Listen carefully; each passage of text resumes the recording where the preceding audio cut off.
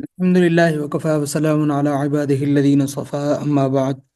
فأعوذ بالله من الشيطان الرجيم بسم الله الرحمن الرحیم۔ جی ہم سورۃ النور کی آیات پڑھ رہے ہیں۔ آج کا جو ہمارا سبق ہے آیت نمبر 30 اور 31 ہم پڑھیں گے۔ یہ پچھلے سبق کا ہی حصہ ہے۔ تو دیکھیے آیت کی تلاوت کرتے ہیں۔ اعوذ باللہ من الشیطان الرجیم بسم اللہ الرحمن الرحیم۔ قل للمؤمنین یغضوا من ابصارهم ويحفظوا فروجهم ذلك ازکا لهم ان اللہ خبیر بما یصنعون۔ قل، مومن مردوں سے کہہ دو، للمؤمنین، مومن مردوں سے قل کہہ دو، یغضوا من ابصارهم، کہ وہ اپنی نگاہیں نیچی رکھیں، ویحفظوا فروجهم، اور اپنی شرمگاہوں کی حفاظت کریں، ذالک ازکا لہم، یہی ان کے لیے پاکیزہ ترین طریقہ ہے، ان اللہ خبیر بما یصنعون، اور وہ جو کارروائیاں کرتے ہیں، وہ جو کام کرتے ہیں، اللہ تعالیٰ ان سب سے پوری طرح باخبر ہے۔ اس سے اگلی آیت آئے گی جو خاص طور پر ایمان والی عورتوں کے لیے ہے، آیت نمبر 31۔ دیکھیے یہ جو آیات ہے آیت نمبر 30 اور 31، اس کا پچھلی آیات کے ساتھ ربط کیا ہے؟ ہم ذرا اس بات کو پھر سے سمجھیں کہ سورۃ النور کا جو موضوع ہے وہ اصلاح معاشرہ ہے، اور زنا کی روک تھام کرنا ہے۔ اس روک تھام کے ساتھ جو پیچھے ہم نے جو کچھ پڑھا ہے، جو تعلیمات پڑھی ہیں، اور خاص طور پہ جو کل کا سبق تھا، اس کے ساتھ اس کا ربط اور جوڑ کیا ہے؟ دیکھیے جس طرح بلا اجازت کسی کے گھر میں جانا یہ زنا کا سبب بن سکتا ہے، اسی طرح نظر بھر کر دیکھنا بھی کسی کو یہ زنا کا سبب بن سکتا ہے۔ تو لہذا جس طرح دوسروں کے گھر میں بغیر اجازت داخلے پر پابندی لگائی گئی، بالکل ایسے ہی دوسروں کو، دوسری عورتوں کو، مردوں کے لیے عورتوں کو اور عورتوں کے لیے مردوں کو نظر بھر کر دیکھنے پر بھی پابندی عائد کی گئی تاکہ معاشرے کی اصلاح ہو۔ پھر دیکھیے جن لوگوں کے ساتھ انسان کا رہن سہن ہوتا ہے، گھر میں ماں ہے، بہن ہے، بیٹی ہے، بہو ہے، اسی طرح اور رشتے ہیں عورتوں کے، یہ تو عورتوں کے وہ رشتے ہو گئے نا جو میں نے گنوا دی، اس طرح عورتوں کے لیے جو مردوں کے رشتے ہوتے ہیں، ان کے درمیان بھی سلیقے سے رہنا ہے۔ اگر سلیقے سے نہ رہا جائے تو اگر آپ اخبارات پڑھتے ہیں تو اخبارات میں دیکھتے ہوں گے باپ بیٹی، بہن بھائی، بھابھی جیٹھ دیور، ساس داماد، سالی بہنوئی کے بدکاری کے واقعات آپ کو اخبارات میں پڑھنے کو ملیں گے کہ کہاں پہ کیا واقعہ پیش آ گیا ہے۔ اس کی وجہ کیا ہے؟ اس کی وجہ ہے سلیقے سے نہ رہنا۔ گھروں میں رہنے کا جو سلیقہ اسلام ہمیں سکھاتا ہے، قرآن ہمیں سکھاتا ہے، جب ہم اس سے ہٹ جاتے ہیں پھر اس طرح کے واقعات پیش آتے ہیں، اور یہ انتہائی حد درجے کے گرے ہوئے لیول پر پہنچ کر یہ واقعات پیش آتے ہیں۔ تو ان آیات کے اندر سلیقے سے زندگی گزارنے کا طریقہ سکھایا گیا ہے۔ اب دیکھیں جو پہلی آیت ہم نے پڑھی ہے، اس کے اندر مومنوں کو کہا کہ نظریں جھکاؤ۔ دیکھیں عموماً زنا کا جو چیز سبب بنتی ہے، جو ابتدا بنتی ہے، وہ دیکھنا ایک دوسرے کو۔ بندہ ایک دوسرے کو دیکھتا ہے، پھر یہ سلسلہ چلتا چلا جاتا ہے، پھر باتیں ہوتی ہیں، پھر نتیجہ جا کر کے فعل زنا پر پہنچتا ہے۔ تو بد نظری یہ عموماً زنا کی پہلی سیڑھی ہے، اسے بڑے بڑے فواحش کا دروازہ کھولتا ہے۔ چنانچہ قرآن کریم نے بدکاری اور بے حیائی کا یہ بد نظری والا دروازہ بھی بند کر دیا۔ مسلمان مردوں اور عورتوں کو حکم دیا کہ بد نظری سے بچیں، کیونکہ جب بار بار بد نظری کی جاتی ہے تو پھر معاملہ جو ہے وہ دل کے اختیار میں نہیں رہتا، اور آدمی جو ہے وہ کر گزرتا ہے جو کہ اسے نہیں کرنا چاہیے۔ اس کے علاوہ اگر آدمی نیچی نظر رکھنے کی عادت ڈال لے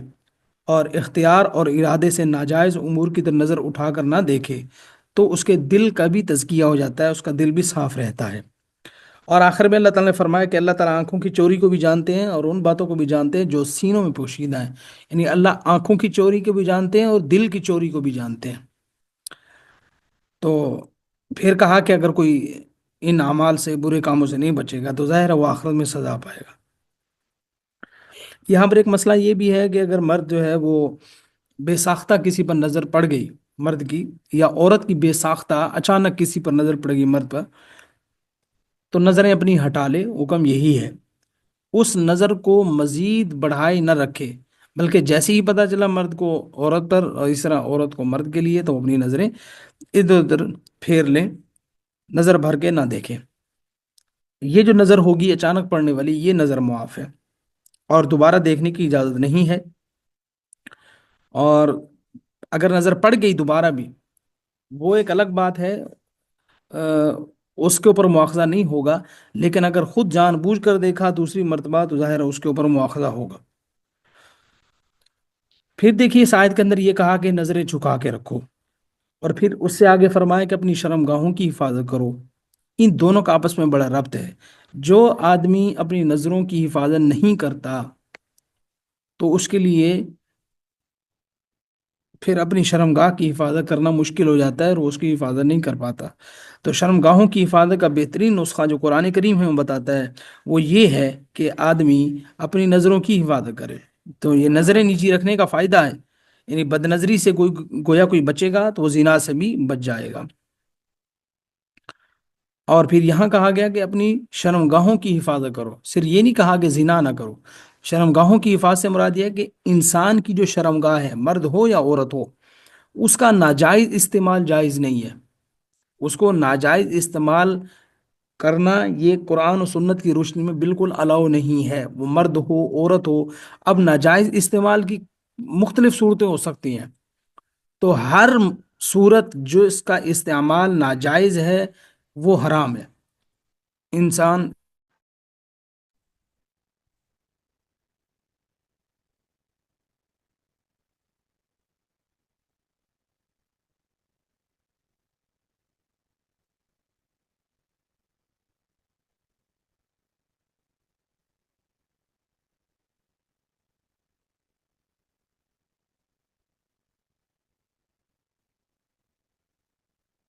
ذالک ازکا لہم، آگے فرمایا کہ یہی پاکیزہ ترین طریقہ ہے، یعنی پاکیزہ ترین زندگی گزارنے کا یہی طریقہ ہے۔ اور آپ یعنی اس میں یہ بتایا گیا کہ نظروں کو جھکا کے رکھنا، اس سے شرمگاہوں کی حفاظت آسان ہو جائے گی۔ ذالک ازکا لہم، اور یہ پاکیزہ ترین طریقہ ہے زندگی گزارنے کا بھی، اور اپنے آپ کو پاکیزہ رکھنے کا بھی، اور اپنی شرمگاہوں کی حفاظت کا بھی سب سے بہترین طریقہ یہی ہے جو اللہ تعالیٰ نے بیان کیا ہے۔ اب یہاں نظریں جھکانے سے مراد صرف یہ نہیں ہے کہ باہر پھرتے ہوئے بندہ عورتوں کو نہ دیکھے، اس سے مراد سوشل میڈیا کا غلط استعمال بھی ہے، کہ انسان وہ غلط استعمال نہ کرے اور اپنی نظروں کو جھکا کر کے رکھے، نظروں کی حفاظت کرے۔ نظریں محفوظ ہوں گی تو شرمگاہیں محفوظ ہوں گی۔ یہی وجہ ہے کہ آج آدمی سوشل میڈیا کا غلط استعمال کرتا ہے تو شرمگاہیں محفوظ نہیں ہیں۔ ہو سکتا ہے وہ یہ کہہ دے کہ میرا کسی سے ناجائز ریلیشن نہیں ہے، کوئی مرد یہ دعویٰ کر سکتا ہے کہ اس کا کسی عورت سے ناجائز ریلیشن نہیں ہے، لیکن وہ یہ دعویٰ نہیں کر سکتا کہ اس کی شرمگاہ محفوظ ہے۔ ظاہر ہے یہ بڑی باریک بینی کے ساتھ اللہ جل شان نے یہ بات ارشاد فرمائی ہے، اس کی بہت سی آ، تفسیر ہو سکتی ہے، لیکن ہم یہاں بس ڈھکے چھپے لفظوں کے اندر ہی اتنی بات بیان کرتے ہیں۔ تو ان اللہ خبیر بما یصنعون، آگے اللہ تعالیٰ فرماتے بے شک اللہ تعالیٰ خوب باخبر ہے، بما یصنعون، جو تم کرتے ہو۔ اب دیکھیے یہاں یہ نہیں کہا بما یفعلون، جو تم کام کرتے ہو۔ اب یہاں لفظ ہے صاد نون عین صنع، یہ صنعت کا لفظ اسی سے ہے، صنعت، یعنی وہ کام جو انسان اپنے ارادے اور اختیار کے ساتھ کرتا ہے۔ اللہ تعالیٰ کو خوب پتہ ہے کون بندہ کیا دیکھ رہا ہے، کیا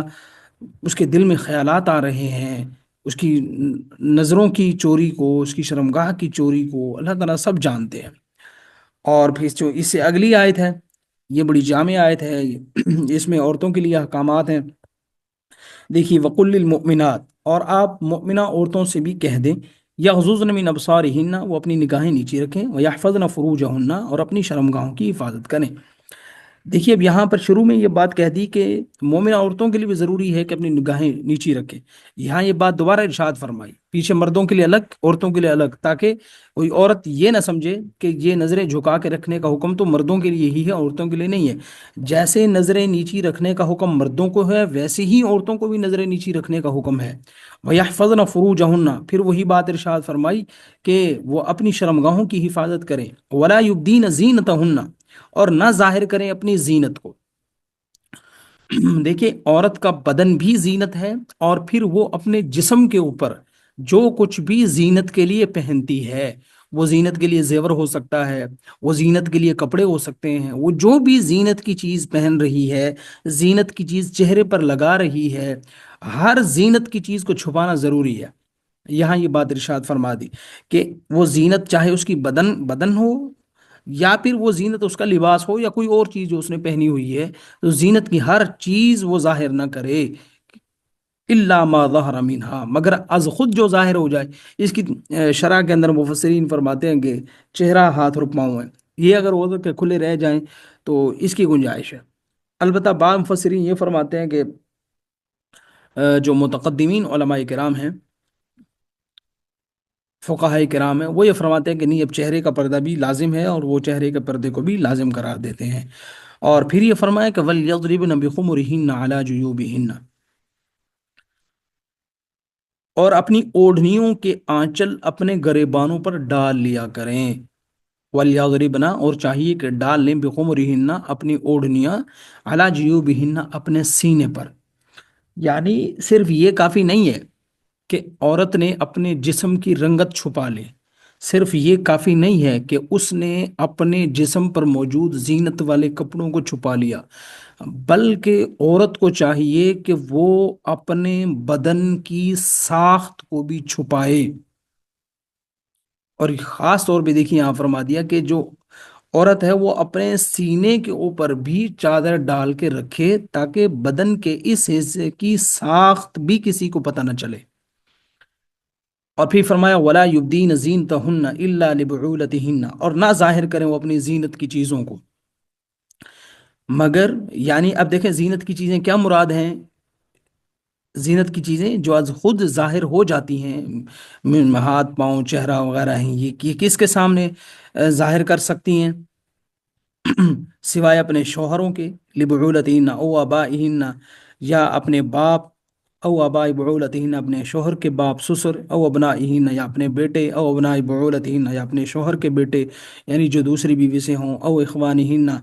یا اپنے بھائیوں سے، او بنی اخوانہن یا اپنے بھائیوں کے بیٹوں یعنی بھتیجوں سے، او بنی اخواتہن یا اپنی یا اپنے بھانجوں سے، او نسائہن یا دیگر عورتوں سے، او ما ملکت ایمانہن یا ان کے جو اپنے ہاتھوں کی ملکیت میں ہیں، غلام ہیں، لونڈیاں ہیں، والتابعین غیر اولی الاربۃ من الرجال، یا ان خدمت گزاروں کے جن کے دل میں کوئی جنسی تقاضا نہیں ہے، ٹھیک ہے، اور اوی الطفل الذین لم یظہروا علی عورات النساء، یا ان بچوں کے جو ابھی عورتوں کے چھپے ہوئے حصوں سے آشنا نہیں ہوئے، ولا یضربن بارجلہن لیعلم ما یخفین من زینتہن، اور مسلمان عورتوں کو چاہیے کہ وہ اپنے پاؤں زمین پر اس طرح نہ ماریں کہ انہوں نے جو زینت چھپا رکھی ہے وہ معلوم ہو جائے۔ اور پھر فرمایا کہ وتوبوا الی اللہ جمیعا ایھا المؤمنون، اے مومنو تم سب اللہ کے سامنے توبہ کرو، لعلکم تفلحون، تاکہ تمہیں فلاح نصیب ہو۔ اب دیکھیے یہ جامع آیت ہے، اس کے اندر اللہ تعالیٰ نے کیا ارشاد فرمایا ہے؟ کچھ باتیں ہم نے ذکر کر لی اس میں سے، اور کچھ باتیں یہ آگی کہ کن کن کے سے وہ زینت کے جو اعضاء ہیں وہ ظاہر کر سکتی ہے عورت۔ اب دیکھیے بیٹوں کے سامنے جو باقی رشتے ہاں گنوائے ہیں، شوہر ہے، شوہر کا باپ ہے، اب ظاہر ہے شوہر کے باپ کے سامنے یا اپنے بیٹے کے سامنے، یا عورت اپنے بھتیجے کے سامنے یا اپنے بھانجے کے سامنے اپنا جسم تو نہیں کھولے گی نا، ظاہر اپنے کپڑے زینت کے لیے اس نے مثال کے طور پر جو لباس پہن رکھا ہے گھر میں، وہ ان کے سامنے ظاہر ہو سکتا ہے۔ اب اندازہ کریں کہ کس قدر اللہ تعالیٰ نے زبردست اصول یہاں بتلائے ہیں کہ کون سی چیزیں کہاں پر ظاہر کرنی ہے، کہاں پر ظاہر نہیں کرنی، کہ اپنی جو زیبائش ہے اس کو ظاہر نہ کریں مگر اپنے شوہر کے سامنے۔ اب شوہر سے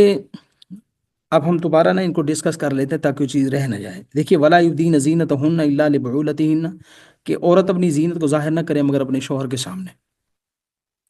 ہم بات کر رہے تھے کہ شوہر کو کہا گیا، شوہر کے لیے کہا گیا کہ وہ اپنی زینت کو ظاہر نہ کرے مگر اپنے شوہر کے لیے۔ دیکھیے شوہر کے لیے تو ویسے کوئی پردہ نہیں ہے، مطلب اس کے کسی عورت کے بدن کا کوئی حصہ بھی شوہر کے لیے کوئی چھپانا اس عورت کے لیے شوہر کی طرف سے چھپانا فرض نہیں ہے، ضروری نہیں ہے، لیکن یہاں کہا جا رہا ہے کہ شوہر کے سامنے بھی سلیقے سے رہنا ہے۔ جیسے ہم پیچھے ذکر کر کے ہیں کہ جب سلیقہ نہیں ہوتا، سلیقے سے نہ رہنے کی وجہ سے پھر کس کس طرح کے واقعات پیش آتے ہیں، تو یہ جتنے رشتے گنوائے ہیں، یہاں یہ بتایا گیا ہے کہ اگرچہ ان سے نکاح کبھی بھی نہیں ہو سکتا، یہ وہ رشتے ہیں جن سے عورت کا نکاح ہمیشہ کے لیے حرام ہے، لیکن ان کے سامنے بھی سلیقے سے رہنا ہے، ورنہ پھر وہ واقعات جو کچھ میں نے آپ کو بتا دیے، یہ واقعات پیش آتے ہیں اور یہ حقیقت ہے۔ یہ کوئی مغرب کے کلچر کی بات نہیں کر رہا میں، یہ ہمارے معاشرے کی بات کر رہا ہوں میں، کس طرح کے واقعات پیش آتے ہیں۔ تو اسلام میں کہتا ہے سلیقے کے ساتھ رہنا ہے۔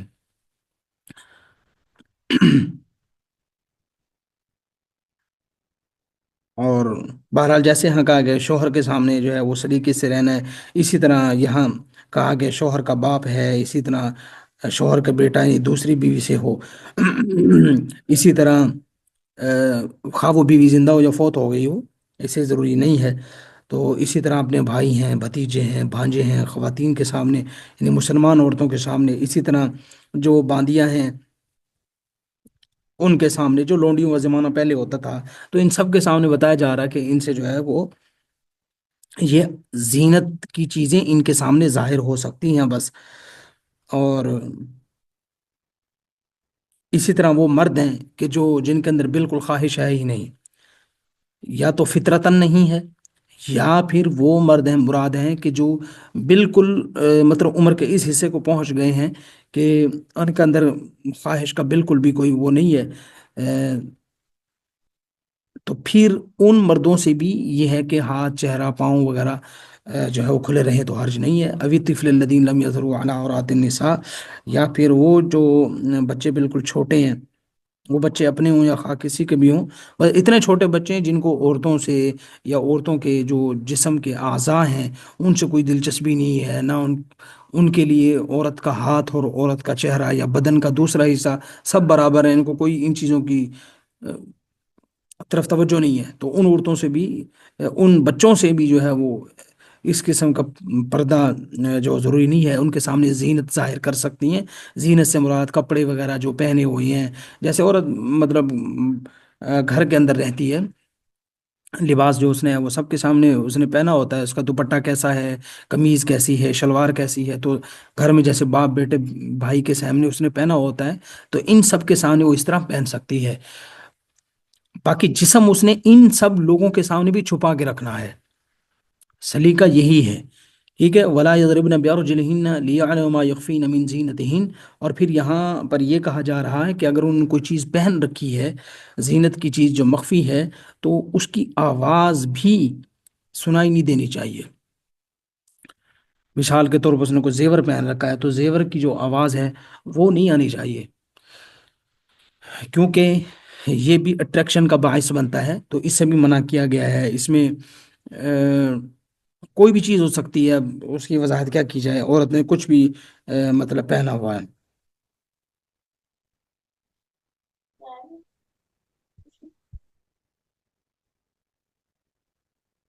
اور اس کے بعد آخر میں ہے کہ وَتُوبُوا إِلَى اللَّهِ جَمِيعًا أَيُّهَا الْمُؤْمِنُونَ لَعَلَّكُمْ تُفْلِحُونَ، کہ اے مومنو تم سب اللہ کے سامنے توبہ کرو تاکہ تم کامیاب ہو جاؤ، یعنی کچھ نہ کچھ قصور تو مردوں سے بھی اور عورتوں سے بھی ہو ہی جاتا ہے، اس لیے ہمیشہ توبہ کرنی چاہیے۔ اللہ تعالیٰ درگزر کرنے والے ہیں اور آخرت کی کامیابی سے تمہیں ہمکنار کریں گے، یعنی یہ جو فلاح ملے گی کیسے ملے گی؟ اللہ کی طرف توبہ کر کے، ظاہر اللہ توبہ قبول کریں گے تو ہمیں کامیابی مل سکتی ہے۔ اس لیے غلطیاں کوتاہیاں ہر بندے سے ہوتی رہتی ہیں، کوئی بندہ یہ دعویٰ نہیں کر سکتا کہ جی وہ بالکل صوفی اور بزرگ ہے۔ یہی وجہ ہے کہ سورۃ النجم میں اللہ نے فرمایا کہ ولا تزکوا انفسکم، اپنے آپ کو صوفی اور نیک نہ سمجھا کرو کہ کہیں یہ لگنے لگ جائے کہ جی میرا تو کوئی گناہ ہی نہیں ہے، اس لیے اللہ تعالیٰ کی طرف توبہ کرتے رہنا چاہیے۔ تو ان دو آیات کے اندر جو مختصر سی باتیں تھیں وہ یہاں سمجھا دی گئی، باقی تو اس کے تفسیری نکات تو بہت زیادہ ہیں، لیکن ہم نے جو عام فہم باتیں تھی وہ ان آیات میں کر دی ہیں۔ بہرحال اللہ تعالیٰ سے دعا ہے کہ اللہ تعالیٰ ہمیں یہ باتیں سمجھنے کی توفیق عطا فرمائے اور اپنے گھر کا ماحول بھی ایسا بنانے کی توفیق عطا فرمائے، اور ہمیں ان آیات پر عمل کرنے کی توفیق نصیب فرمائے، ہمیں اپنی نظروں کی حفاظت کرنے کی بھی توفیق نصیب فرمائے۔ اب ہو سکتا ہے کہ یہاں کوئی بات رہ گئی ہو جو آپ کو سمجھ نہ آئی ہو، یا کہیں سوال پیدا ہوا ہو، تو اس کے لیے بعد میں پوچھا بھی جا سکتا ہے، گروپ میں میسج کیا جا سکتا ہے، یا میرے نمبر پر بھی میسج کیا جا سکتا ہے اگر کوئی بات ایسی رہ گئی ہو۔ حال بتائیں، ایک بات میں پھر یہاں دوبارہ ذکر کرتا چلوں کہ یہاں یہ ہے کہ عورت ان رشتوں کے سامنے اپنی زینت کو ظاہر کر سکتی ہے۔ تو میں پہلے بھی بتا چکا ہوں کہ اس زینت سے مراد اس کے کپڑے وغیرہ ہیں، کہ جو اس نے کپڑے دوپٹہ لیا ہوا ہے، کپڑے پہنے ہوئے ہیں، تو یہ کپڑے وغیرہ کیا پہنے ہوئے ہیں، یہ ان رشتوں کو کے سامنے اگر وہ آ، بغیر برقعے کے رہتی ہے تو کوئی حرج نہیں ہے، لیکن رہے گی تب بھی سلیقے سے۔ اور یہ ہم کسی دن انشاءاللہ ذکر کریں گے کہ مرد اور عورت کے لباس کے اندر بنیادی چیزیں کیا ہیں۔ یہ اس کے اوپر باقاعدہ میں نے ویڈیو بھی بنائی تھی کہ لباس کی شرائط کیا ہیں، کہ لباس کیسا ہونا چاہیے، مرد کا یا عورت کا۔ تو بہرحال وہ ایک الگ چیز ہے۔ تو یہاں پر جو یہ لباس وغیرہ ہے، یہ وہ ان گھر کے لوگوں کو نظر آ سکتا ہے، لیکن یہ بھی پھر جو لباس پہنا ہوا ہے یہ اتنا چست اور ٹائٹ نہ ہو کہ جو یہ اسلامی شرائط ہیں اس سے وہ ان پر آنچ آئے، تو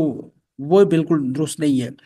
تو بہرحال یہ لباس جو ہے وغیرہ یہ ان رشتوں کے سامنے ظاہر کر سکتی ہے۔ اور جب ان رشتوں کے علاوہ جو باقی لوگ ہیں، جو باقی مرد حضرات ہیں، ان سے تو اس نے اپنے کپڑے بھی چھپا کے رکھنے ہیں کہ اس کو یہ بھی نہ پتہ چلے کہ اس نے لباس کیا پہنا